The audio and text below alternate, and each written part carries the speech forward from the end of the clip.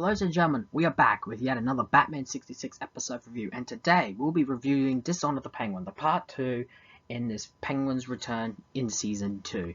So, let's get into the review. In our previous episode, the Penguin is running for mayor and Batman is running up against him.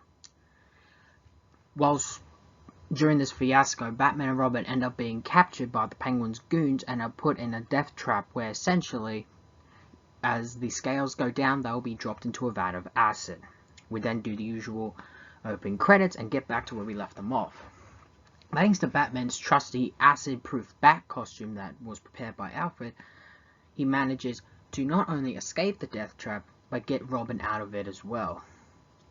This, however, quickly shocks the Penguin, and he really maddens him up. Robin says they should arrest Penguin for it, however this will be considered slander and there's no real proof. And Batman is getting ready for a televised debate. Batman and the Penguin later go on television for this debate, in which the Penguin, by using every dirty trick in the book, tries to associate Batman with criminals. As he's saying, when you see Batman, he's always surrounded by criminals, where he is always surrounded by the law. Now, I always find this interesting because if you really, even though that is true, kind of, but he's forgetting the fact he's surrounded by the police, yeah, because the police are arresting him, and Batman is surrounded by criminals because he's arresting them. Batman tries to, of course, tell his side of the story, but is essentially cut off thanks to some manipulations by the Penguin. Later, the debate is interrupted by news that a group of criminals have broken into the Gotham City Convention Hall and are making off with Price's collection of gems set up for display for the upcoming Jewelers Convention.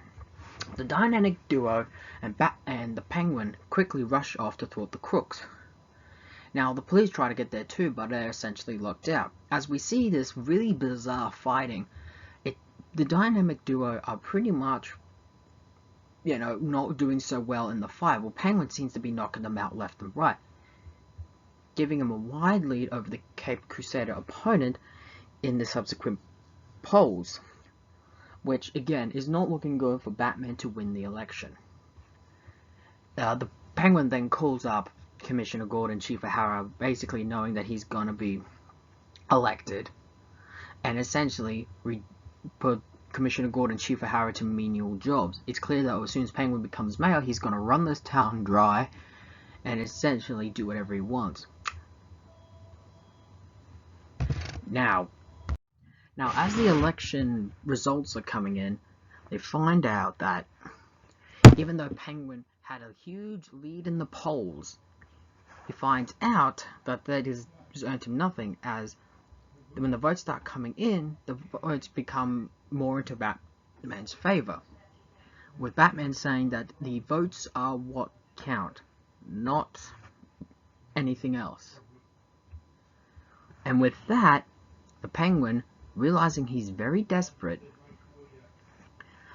he essentially kidnaps the election board and takes them to a hideout, saying if he's not declared mayor of Gotham, they will be essentially eliminated. While Batman had tried to track down him through a tracking device, it doesn't work so well. But Batman manages to deduce, courtesy of the election and the massive campaign funds, he will be very much depleted right now, and the only place he will go is to the Grand Order of Occidental Nighthawks. Realizing that, Batman and Robin make their way there, where they essentially catch Penguin off guard and end up fighting his felonious felons. The fight results in the Penguin and his own men being essentially shoved into a literature machine. Batman then reveals to Penguin that he has won the election by an overwhelming margin for the votes were already counted when he kidnapped the board, and essentially it sends Penguin off to jail. We then end with Batman at police headquarters, where he has turned down the position in mayor in favor of Mayor Lindsay.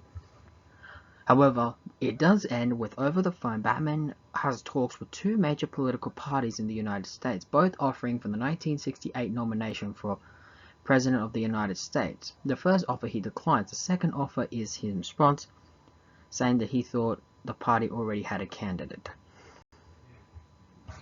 And we end our episode there with saying Batman will be next week battling Mr. Freeze. The main cast is great as always. I like how Batman is still optimistic about the election and not throwing in the towel despite his poll margin very much decreasing. Interesting how everyone is given up. I like how like Robert and Commissioner Gordon, Chief O'Hara, and Mayor Linseed support Batman and have his back, but when he's starting to lose the election, they notice that it's hopeless. And I think Mayor Linseed learns more than ever about winning, about more about what it takes to really win an election. Not so much focus on like big brass and all that, but more so focus on the issues. They're all really fun, and I like how these characters get more of an insight to an election more than ever. Burgess Meredith's Penguin. What more can I say that I have not already said in previous episodes? This plot works for him. How he just meddles not just with the election, but also twists and phrases stuff like that to suit his own ends, and how he's just rubbing it in. And his comeuppance for me are hilarious. How essentially he feels like he would have won the election, but he was judging too much on the polls and less on the voters. So I kind of find that to be his comeuppance. Burgess Meredith looks the Penguin. He acts like the Penguin. He is the classic version of the Penguin. These three are just fine as always. They're fun. We're never going to see them again. They were clearly made for just these 2 episodes. But for me, they just bring some comic relief to these episodes that I don't think we could have gotten from any other character. Dizzonner the Penguin for me is a good wrap up. For me, this 2-parter with His Honor and Dishonor, I find to be arguably some of the best episodes, not just of season 2, but maybe of the series period. It's making fun of politics, and I like how Batman wins, even though he wasn't doing so well in the polls. Like he said, it's the votes that count, and if you don't trust the voters, who can you trust? I like it that he's poking fun at that, but in today's climate, him focusing on the issues I don't think would have helped him win the election. Again, people focus too much on the more brassier, more fantastical, out there campaigns rather than ones focusing on political. For me, and I also just like how there's a bunch of references to these political things. It's all fun and good and all keep in vein in the fun spirit of it all. These 2-parters are just some of my favorites of the show, period. And there we have it, Dishonor the Penguin, a very good 2-part to the first part. Join us next time when Batman and Robin will be once again going up against the cold-hearted villain Mr. Freeze. This time portrayed by a different actor. Stick around when we review him. But until next time, this has been the same Steven Now on the same Steven channel. Ladies and gentlemen, so long for now.